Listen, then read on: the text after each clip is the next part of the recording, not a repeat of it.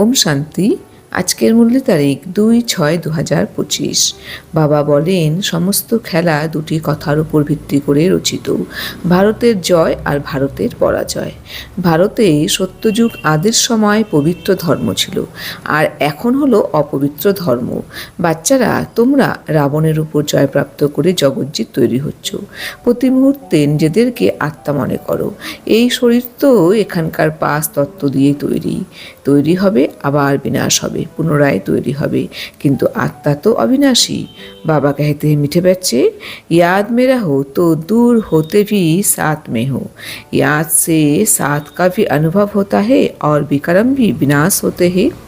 মিষ্টি বাচ্চারা, স্মরণে থাকো, তাহলে দূরে থেকেও বাবার সাথেই থাকবে।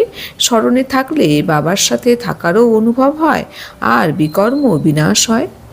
তো বাবা আমাদের বলছেন যে আমরা যত বাবার সঙ্গে যোগযুক্ত অবস্থায় থাকবো, অর্থাৎ বাবার স্মরণে থাকবো, তার ফলে কিন্তু আমরা যত দূরেই থাকি না কিন্তু আমরা কিন্তু বাবার সাথেই থাকবো। কারণ বাবা আমাদের স্মরণে আছে, তারপরে কি বাবা আমার সাথেই আছেন।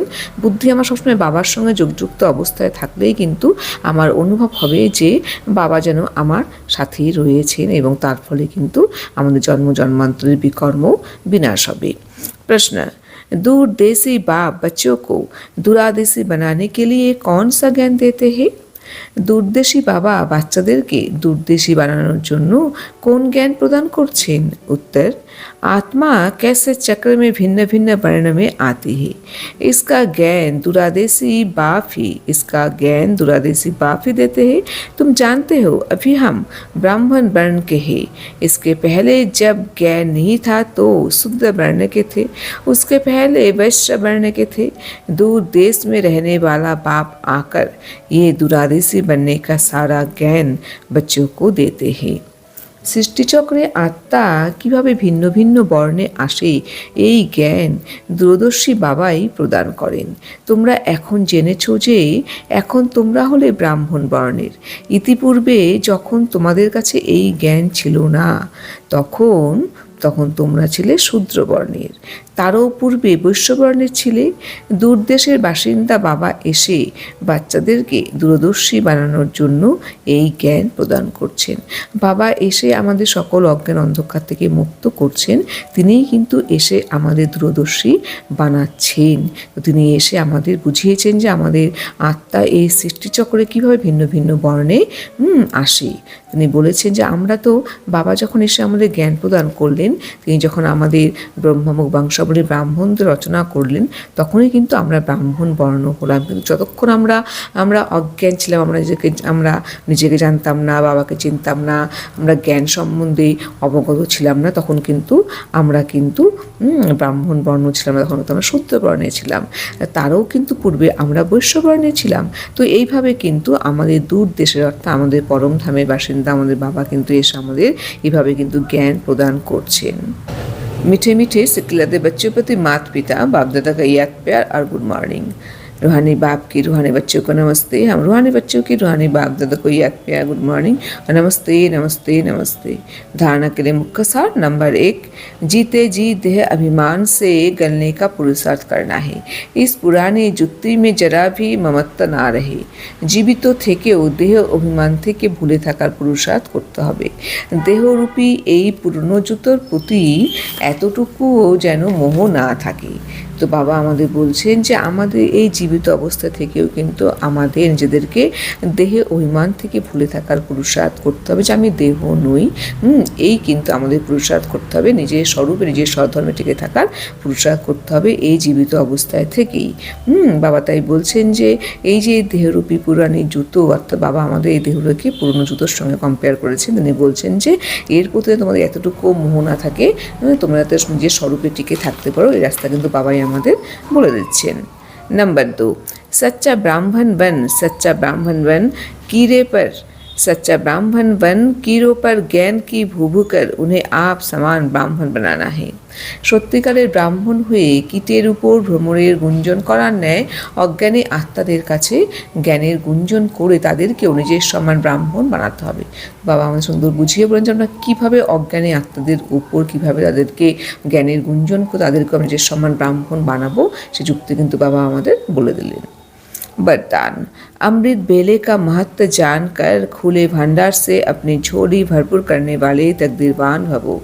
অমৃত বেলার মহত্বকে জেনে উন্মুক্ত ভাণ্ডার থেকে নিজের ঝুলি ভরপুরকারী ভাগ্যবান হব। তো বাবা আমাদের বলছেন, বাচ্চারা তোমাদের কিন্তু অমৃত বেলার মহত্বকে জেনে উন্মুক্ত ভাণ্ডার থেকে যে ঝুলি ভরপুর করে কিন্তু ভাগ্যবান আত্মা হয়ে উঠতে হবে। स्पष्टीकरण।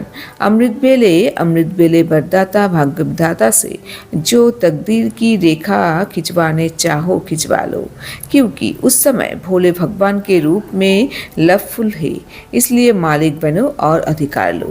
खजाने पर कोई भी ताला चाबी नहीं है। उस समय सिर्फ माया के बहानेबाजी को छोड़ एक संकल्प करो कि जो भी हो जैसा भी हो आपकी हो। मन बुद्धि बाप के हवाले कर तक नसीन बन जाओ तो बाप के सर्व खजाने अपने खजाने अनुभव होंगी।